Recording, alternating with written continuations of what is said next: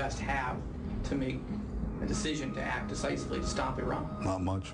We're running out of time. I can't tell you if it's a period of months or a few years. It's certainly no more than a few years.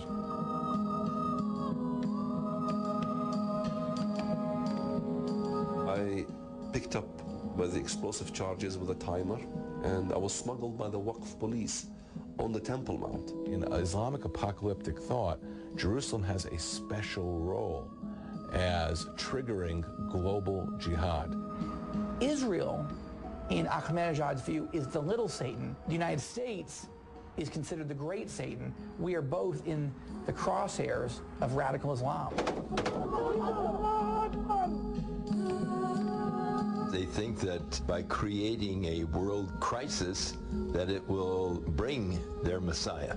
The greatest danger that the world faces is the arming of Iran with nuclear weapons. What makes it so serious is that there's non-conventional weapons in the hands of non-conventional government.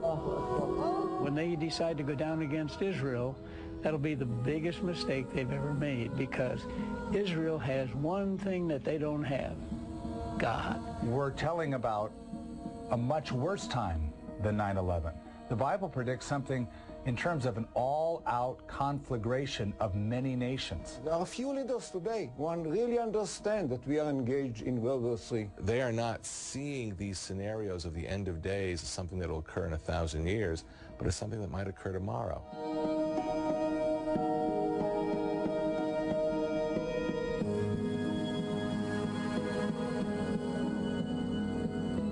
We were certainly blindsided by 9/11, and the question is, are we going to be blindsided by events that are coming? Jerusalem. It's a city of only 700,000. Israel. It's a country of only 7 million. Why then do they ignite so much passion? Why do they generate so many headlines? Why are the eyes of the nations riveted here?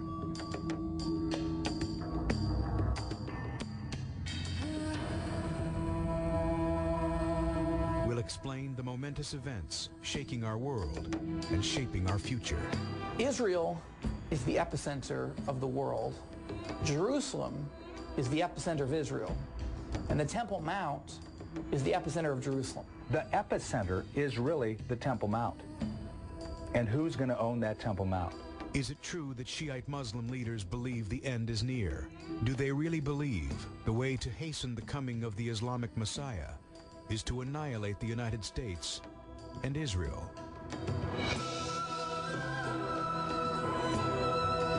Why is Russia selling arms and nuclear technology to Iran, the most dangerous terrorist regime on the face of the planet?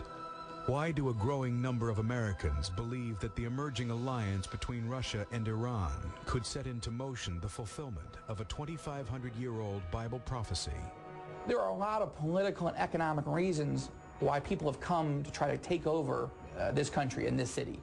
When you look at Israel, Jerusalem, and the Temple Mount through the third lens of Bible prophecy and the scriptures, you understand that because God chose this city, this country, and the Temple Mount for his own, the enemy, whom the Bible calls Satan, has chosen it as well. This interest in Bible prophecy is not unique to the United States of America.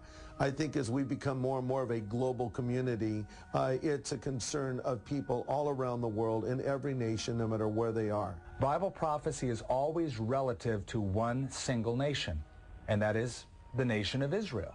And this is why it's the focal point of human history. This is why it's the focal point of our headlines, because it's a supernatural battle. For the next 60 minutes, we'll take you inside the epicenter.